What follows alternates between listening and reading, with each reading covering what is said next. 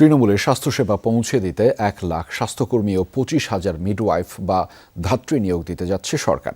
এর বেশিরভাগই নিয়োগ দেওয়া হবে ১ বছরের মধ্যে, জানিয়েছেন প্রধানমন্ত্রীর বিশেষ সহকারী ডক্টর এস.এম. জিয়া হায়দার। সচিবালয় ব্রিফিংয়ে তিনি জানিয়েছেন, পর্যায়ক্রমে দেশের সব মানুষকেই ই-হেলথ কার্ডের আওতায় আনা হবে। বলেন, হাম ছড়িয়ে পড়ার জন্য অন্তর্বর্তী সরকারের গাফিলতি দায়ী হলেও এ নিয়ে কোনো তদন্ত হবে না। গ্রামীণ দরিদ্র ও সুবিধাবঞ্চিত মানুষের মানসম্মত প্রাথমিক স্বাস্থ্যসেবা নিশ্চিতে ১৯৯৮ সালে শুরু হয় কমিউনিটি ক্লিনিকের কার্যক্রম। এর কিছুটা সুফলও মিলেছে, তবে সেবায় ঘাটতিও ছিল, অভিযোগ ছিল রাজনৈতিকভাবে ব্যবহারের। গত দেড় যুগের বেশি সময় যখন কমিউনিটি ক্লিনিকের একটা রাজনৈতিক গুরুত্ব ছিল, এবং ওই গুরুত্বের কারণে আমাদের যে ইউনিয়ন লেভেলে যে স্বাস্থ্যকেন্দ্রগুলো আছে সেগুলো কিন্তু সাংঘাতিকভাবে নেগলেক্টেড হয়েছে। এ অবস্থায় বিএনপি সরকার দেশের ১৪,০০০ কমিউনিটি ক্লিনিককে হেলথ হাবে পরিণত করে এর সেবার মান বাড়াতে চায়, তৃণমূলে পৌঁছে দিতে চায় প্রকৃত স্বাস্থ্যসেবা।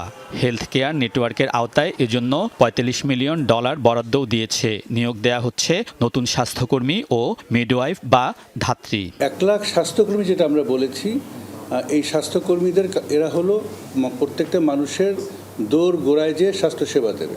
প্রতিটি ঘরে মাসে অন্তত ২ মাস অন্তত একবার করে যাবে, যে আপনার একটা preventive health care package delivery করবে।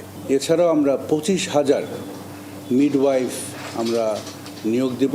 ফ্যামিলি ও কৃষি কার্ডের মতো স্বাস্থ্য খাতেও ই-হেলথ কার্ড দেয়া হচ্ছে। প্রথম দিকে ৫ জেলায় শুরু হচ্ছে এর পাইলট কার্যক্রম। আগামী যে একনেক মিটিংটা হবে সেখানে এই প্রজেক্টটা অ্যাপ্রুভ হয়ে যাবে এবং এই প্রজেক্টের কাজ ৫টা জেলায় শুরু হবে: খুলনা, নরসিংদী, সিরাজগঞ্জ, বগুড়া এবং নোয়াখালী। বিশেষ সহকারী বলেন, হাম ছড়িয়ে পড়া ও সময় মতো টিকা না দেওয়ার জন্য অন্তর্বর্তী সরকারের গাফিলতি দায়ী। তাদের গাফিলতির জন্যই তো আপনার ২০২৪-২৫-এর যে টিকার রাউন্ড, সেই টিকার রাউন্ডটা পুরোপুরি মিস করা হয়েছে।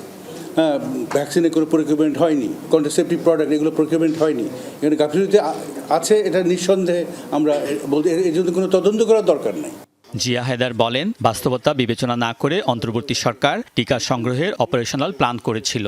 স্বাভাবিক যে ফান্ড ফ্লো ওপির মাধ্যমে হচ্ছিল, সেইটা আপনার বন্ধ আমি করলাম without opening up new fund flow. Alamgir Swapan, Jamuna News, Dhaka.